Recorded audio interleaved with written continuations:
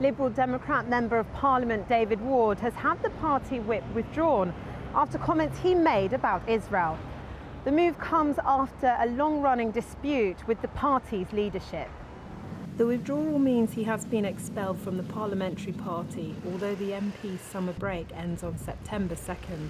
Back in January, Mr. Ward posted comments on his website about the Holocaust and Palestine. He then subsequently posted comments on Twitter.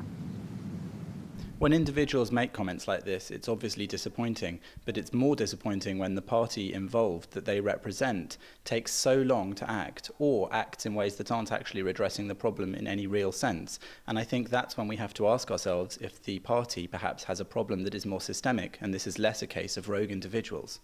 But Liberal Democrat MP Sir Bob Russell, who's been criticised for comments he made about Palestine and the Holocaust, believes that many agree with Mr. Ward's ideas. I think it's a recognition that what the state of Israel is doing, the government of Israel, not all Israelis, of course not. So I don't accept this bit that because I am critical of what the government of Israel is doing, that somehow makes me anti-Jewish, that I'm anti-Semitic. I mean, I find that sort of observation, frankly, insulting to me, because I'm pro-people. Member of the European Jewish Parliament Tal Ofer has expressed concern about the comments made by Mr. Ward. I think that he crossed the line a long time ago, and in fact that his party just taken the whip off for 2 weeks in the summer recess, which means that in 2 months he will be back in the Parliament as a Lib Dem MP. It sends a really weak sign and basically encouragement for him to continue to do what he's done in the past. It's unfortunate that so many Liberal Democrats seem to say these things about Israel which end up offending the Jewish community and also people who rightly recognise that their statements about Israel are incorrect. However, Sir Russell believes the actions of the Israeli government are not in line with international law. Israel is in breach of United Nations resolutions, of international law and the Geneva Convention. It's got an appalling track record, and it doesn't do itself any good by carrying on the way it is. Tory MP Robert Halfon disagrees with Sir Russell. He says that Israelis face the threat of terrorism. In terms of UN resolutions, well, there are UN resolutions that peace citizens don't have to suffer from terrorism.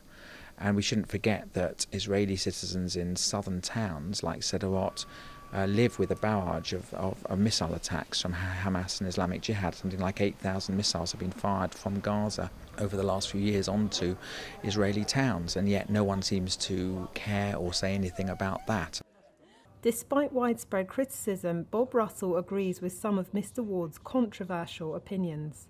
What Israel is doing and has done and is doing, in some respects, not identical, of course not, in some respects is as abhorrent as what happened in apartheid South Africa. It is wrong to call Israel an apartheid state because it isn't. It is the only democracy in the Middle East where all people have the same rights and gender without any kind of discrimination. It has a Supreme Court where judges frequently rule against the government, so that the Palestinians go to the Supreme Court, petition against the Israeli government, and the judges often find in the Palestinians' favour. Russell has called on the two countries to work together, according to him, as equal partners. And I want everybody in the Middle East to live in peace. I'm not anti or pro any faction, I'm pro people. I want to see Israel and Palestine working together. It would be a powerful force for good in the Middle East, and I think would reduce the tensions in that part of the world. Mr. Halfon underlines that Israel has the right to live in peace, and it has worked to achieve this. I would say the actions of Israel, Israel has done everything possible to make peace. It has withdrawn from Gaza without asking for anything in return, and yet it's had more terrorism. It has offered to renegotiate the lands, the administered territories in the West Bank, and so it's done everything it can. But the problem is that Israel faces constant terrorism from Hamas and Islamic Jihad. And people need to remember that Israel is a smaller country than Wales. The Palestinians not only have the administered territories of the West Bank and Gaza, but also in Jordan the majority of people there are Palestinian. I think people need to look at this fairly and say, well, yes, we should have peace, but Israel has the right not to suffer from terrorism as well. No doubt the international community will keep a close eye on these issues as Israeli-Palestinian peace talks resume. Here in the UK, Mr Ward's suspension expires on September 14th, the first day of the Liberal Democrats' annual conference in Glasgow.